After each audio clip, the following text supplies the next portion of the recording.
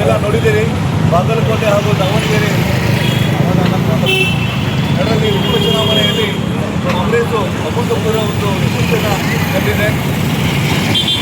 ಅದೇ ರೀತಿಯಲ್ಲಿ ಕೇರಳದಲ್ಲಿಯೂ ಕೂಡ ಕಾಂಗ್ರೆಸ್ ನೇತೃತ್ವದ ಸರ್ಕಾರ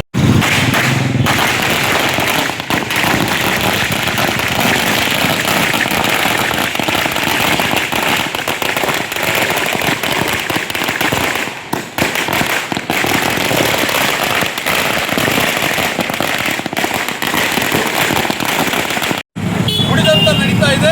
ಹಾಗಾಗಿ ಬಡವರ ಪರವಾಗಿ, ದೀನ ದಲಿತರ ಪರವಾಗಿ, ಅಲ್ಪಸಂಖ್ಯಾತರ ಪರವಾಗಿ ಇಡೀ ರಾಜ್ಯದ ಜನತೆಗೆ ತಾವು ಏನು ಮಾತು ಕೊಟ್ಟಿದ್ರು ಆ ಮಾತಿನ ಪ್ರಕಾರ ಸರ್ಕಾರ 2.5ರಿಂದ 3 ವರ್ಷ ನಾವು ನಡೆದುಕೊಂಡು ಬಂದಿದ್ದೀವಿ.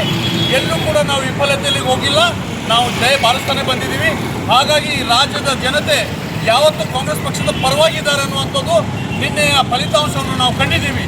ಹಾಗಾಗಿ ಬಾಗಲಕೋಟೆಯ ಜನತೆ ಮತ್ತು ದಾವಣಗೆರೆ ಜನತೆಗೆ ದಾಂಡೇಲಿ ಬ್ಲಾಕ್ ಕಾಂಗ್ರೆಸ್ ಕಮಿಟಿಯ ವತಿಯಿಂದ ತುಂಬ ಹೃದಯದ ಧನ್ಯವಾದಗಳನ್ನು ಹೇಳಲಿಕ್ಕೆ ಇಚ್ಛೆಪಡ್ತೀನಿ. ಜೊತೆಯಲ್ಲಿ ಪಕ್ಷದ ಏನು ಮುಖಂಡರುಗಳಿದ್ದಾರೆ, ಈ ಚುನಾವಣೆ ನೇತೃತ್ವವನ್ನು ವಹಿಸಿದ್ರು.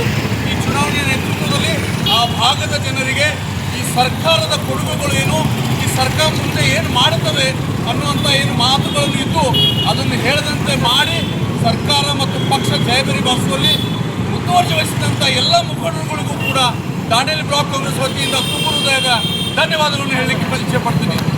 ರಾಹುಲ್ ಗಾಂಧೀಜಿ ಅವರ ನೇತೃತ್ವದಲ್ಲಿ ಕೇರಳ ರಾಜ್ಯದಲ್ಲಿ ಯಾವುದೇ ಕಾರಣಕ್ಕೂ ಕಾಂಗ್ರೆಸ್ ಬಾರಿಸೇ ಬಾರಿಸ್ತದೆ ಅನ್ನುವಂಥ ಮಾತನ್ನು ಈ ರಾಷ್ಟ್ರವನ್ನು ತಿರುಗಿ ನೋಡ್ತಾ ಇದ್ರು.